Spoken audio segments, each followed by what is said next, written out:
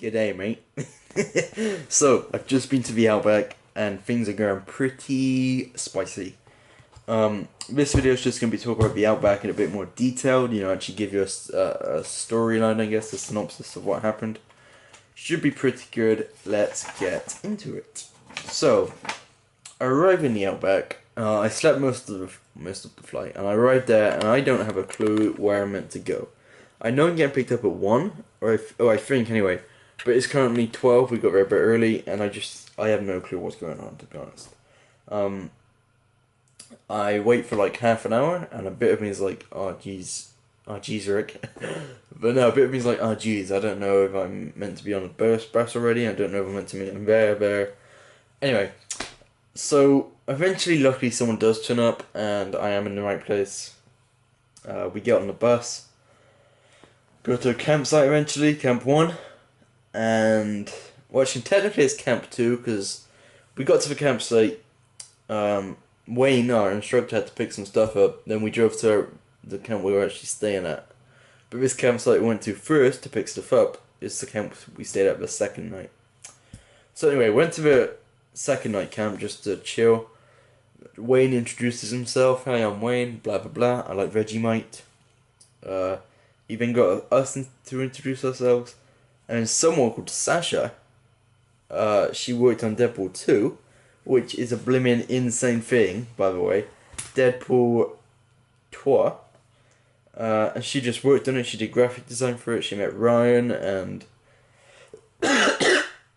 she did the script, or not did the script, but she read the script, watched everything get filmed, and that's kind of insane to me. So I kind of started talking to Sasha for a bit. I talked to another guy called Messiah. There was five Japanese, a Switzerland girl, a Swedish couple, me, Sasha, and a French person. So there's a decent amount of us. I don't really talk to many to begin with, but then once we got off the coach, I just went round to each person. Yeah, it was kind of cool because a lot of people just pick one person and they go to their pairs and their groups, whereas I just decided to just go to every single person and be like, hey, I'm James, nice to meet you, talk to him for 10 minutes. It's really interesting seeing people's stories and stuff like that, so that was fun. The main people I did talk to for the whole holiday was Sasha, Joe is a Switzerland person, Joe, mainly those two, also Tetsu and Messiah, but mainly the first two, I would say. Anyway, so after the first campsite, we have a 4-hour long journey, which is actually good because we're lacking some sleep. Sleep most of that journey, we get off, we have tea, it's now 9 a.m, no it's not, it's 9 p.m, and we have to get up at 3 a.m, so we all just go to sleep. Day 1 is over. Doesn't sound like a lot, but it kind of is. It was a big day. Anyway, so, wake up at 3 a.m. I have a load of bites. I'm talking bites everywhere. I have 4 on my leg that I can see right there. 4 on this. I genuinely think I have 30 bites, to be honest with you. That is kind of because I kind of slept with hardly any clothes on that first night, and I didn't really sleep in my sleeping bag because it was so hot. So I probably asked for it, but really it was just because it was so hot. I'd already been laid down for an hour, not got sleep, and I literally just went, you know what, Bugs, come and get me, buddy. I don't care. So that was kind of a bad move. Anyway, so wake up at 3 a.m, kind of tired, look up, the stars are beautiful. They really are.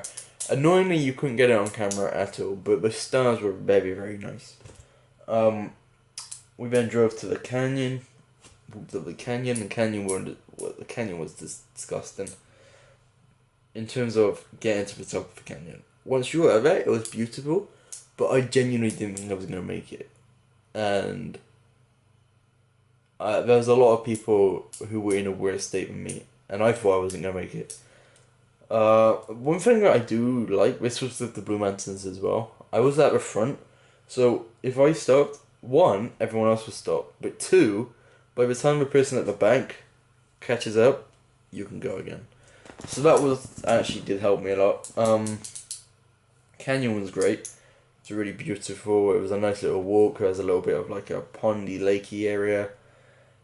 Um, I just spent the whole time talking to Sasha and Joe. Really, just finding out a bit about them, what they're into, what movies they like. What was the other stuff? Oh, okay. So with the Canadian, which is Sasha, and with Lauren as well, LT.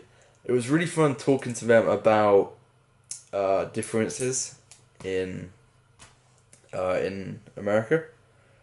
So, for example, like I was asking them about Ant and Dec. I was asking them about Tom Brady. Just seeing if they knew stuff, which is really cool. Um, we then had Aboriginals. Okay, hang on a second. I got a message from Aaron. Okay, don't worry. I got a message from Aaron. Blah blah blah. Anyway, there's an Aboriginals that we saw in this little walk around place, but we weren't allowed to take photos of that. And then we went to Ayers Rock from really far away. We didn't go to it, but we were really far away from it. Took pictures of it, which is really cool. And then we also went to this valley area, which was kind of sweet, to be honest. It was kind of spicy. And then we went to the sunset, watched the sunset, went back, cooked tea, and all in all, it was a really, really good time. Next day, woke up at 4 a.m. What did we do on the first? Oh, went to the base walk. Jesus Christ, the base walk was actually really good. I was talking to Messiah the whole time.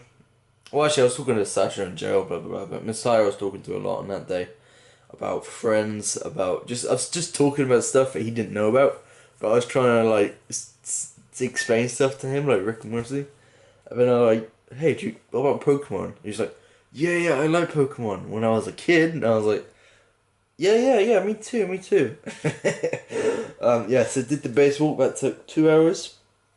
And then we did the other thing where, like, what's his name, Wayne, the Vegemite guy, he explained stuff to us about the Aboriginals on different parts of the Ayers Rock, which was really interesting. The Aboriginals are actually really cool. And then after that, we really just went back to the flight. The airport is crazy, actually. The airport is insane.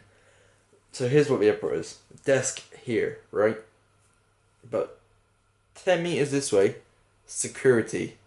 10 meters that way is the luggage pickup place. Once you go through security, by the way, I got my ticket, which is a receipt. It's not even a ticket, it's a receipt. Ticket says gate 2. Okay, gate 2. Let's go and find gate 2. I go through security. There's cafe there, shop here, toilets, one exit door. To the left of the exit door says gate 1. To the right says gate 2.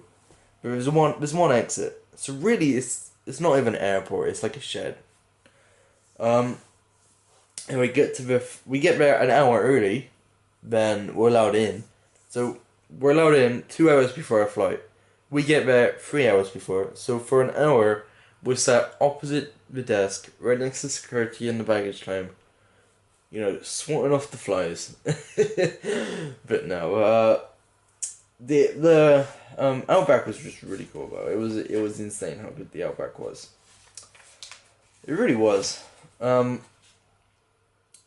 was the kind of thing that you take for granted a lot, where you don't really take it in and be like, wait a second, I'm in Australia, I'm in the Outback, until after you get home to the apartment and you're like, I was just in the Outback. So yeah, it's a very, very, very cool experience, and I'm so glad I did it. I'm looking forward to what comes next, and thank you for watching, guys. I've been John Lines. I'll see you next time. Bye.